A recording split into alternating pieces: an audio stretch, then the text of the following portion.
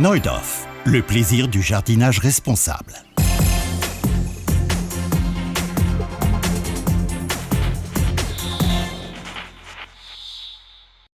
On parle beaucoup aujourd'hui de jardin naturel, d'espace écologique, de jardin environnemental ou du moins respectueux de l'environnement, de jardin éco-responsable. Mais est-ce bien raisonnable? Est-ce un espace naturel, un jardin?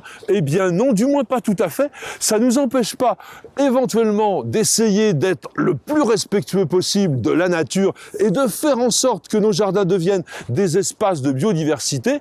Et pour cela, le jardinier a plein de moyens et nous allons les voir tout de suite en détail. La différence principale entre un jardin et un espace naturel ne vient pas de la biodiversité.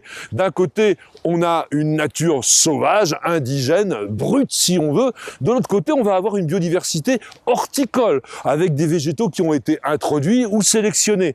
Et autre différence fondamentale, c'est également la volonté d'introduire toutes ces plantes pour qu'elles fonctionnent ensemble, mais également de produire, surtout lorsqu'on a des espaces potagers comme les jardins qui sont derrière moi. Nous parlions de biodiversité. Évidemment, elle est très importante sur le plan végétal dans un jardin. En revanche, côté animaux, parfois ça peut manquer.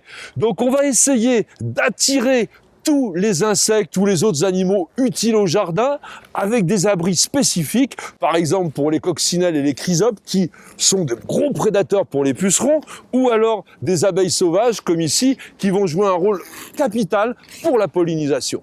Les abris pour insectes doivent être installés bien évidemment avant l'hiver, mais au cas où, il n'est jamais trop tard pour bien faire. Véritables promoteurs de la nature dans nos espaces urbanisés, les jardins et les jardiniers sont aujourd'hui vraiment les vecteurs de la naturalité. Alors, le jardinage naturel, ce n'est ni une philosophie, ni une vue de l'esprit, encore moins une politique, c'est simplement ce que l'on a dans le cœur et je vous invite à partager tout cela avec le plus grand bonheur.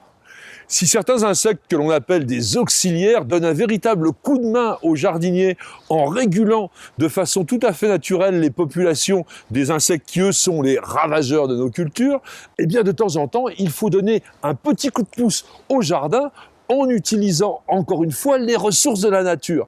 Et contre les ravageurs des cultures, nous avons deux solutions très intéressante et naturelle que je vais vous développer maintenant. La nature faisant très bien les choses, certaines plantes ont trouvé la parade contre les bioagresseurs.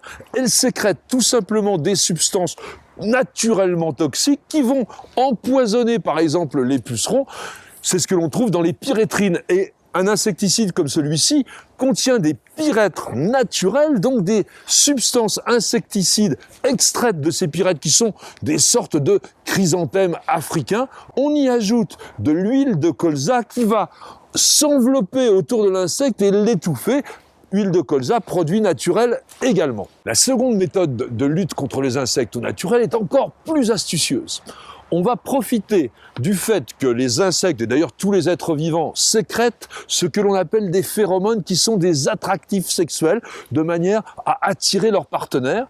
Et on va mettre des pièges, notamment dans les arbres fruitiers, les pommiers et surtout aussi les pruniers, qui vont attirer donc ces insectes mâles, croyant que ce sont des femelles, ils vont se poser sur le piège, ils vont être englués, ils ne pourront pas se reproduire, et donc on aura limité les populations. Parmi les petites bêtes qui nous embêtent au jardin, il y a bien évidemment les limaces.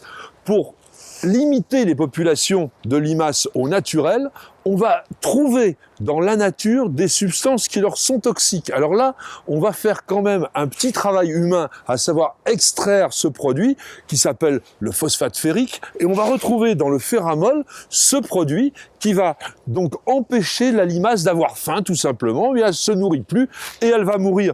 Et tous les produits que je viens de vous présenter, bien sûr, ont un dénominateur commun, à savoir utilisable en agriculture biologique. Une autre facette capitale du jardinage au naturel, c'est de rendre le sol vivant. Bien entendu, on va commencer par l'amender avec des matières d'origine naturelle, comme du compost ménager, comme du fumier par exemple, qui sont des amendements qui vont travailler sur l'équilibre de ce sol. Mais on va aussi être amené à le nourrir, ce sol, tout simplement parce que les plantes puisent régulièrement beaucoup de substances à l'intérieur, et notamment dans les potagers. Alors, au naturel, le purin d'ortie, le purin de prêle, le purin de consoude, le purin de fougère, vous connaissez, a comme avantage non seulement d'apporter beaucoup de micronutriments, mais également de renforcer les résistances naturelles des plantes. Et comme les cultures se succèdent rapidement au potager et que l'on veut également de la productivité, on va utiliser un engrais naturel avec par exemple des substances à base de farine de plume, farine d'os, avec aussi des minéraux d'origine naturelle et que l'on incorporera régulièrement sur les cultures.